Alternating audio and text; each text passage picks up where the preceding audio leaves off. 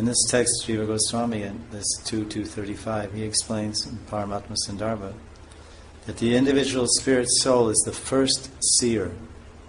Because there's a verse, in this verse, he explains in 2.235, Drashta Lakshita.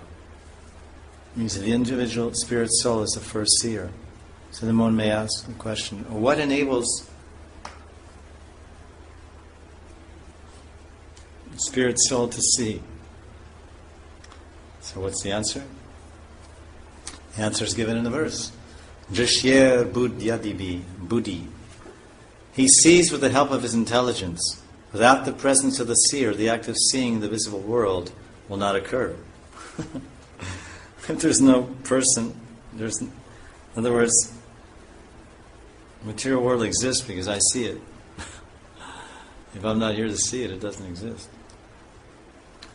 Without the presence of the seer, the act of seeing the visible material world will not occur. Therefore, it is due to the seer who sees with the help of his intelligence and similar tools that seeing occurs.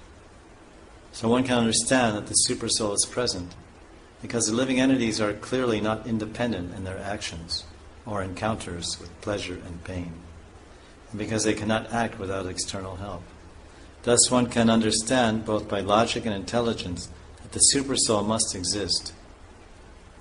By giving him eyes, the supersoul enables the individual soul to see. By giving him ears, the supersoul enables him to hear.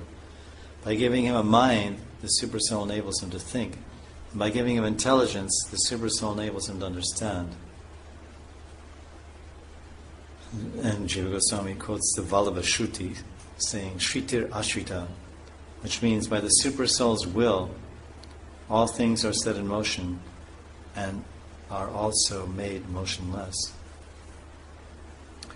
Jiva Goswami continues, by seeing that the supersoul has entered all living beings, one can understand that these supersouls are all expansions or parts of a great person. In this way, one can infer that the Supreme Personality of Godhead also exists. These are all little mini expansions of Krishna in the heart of the supersoul.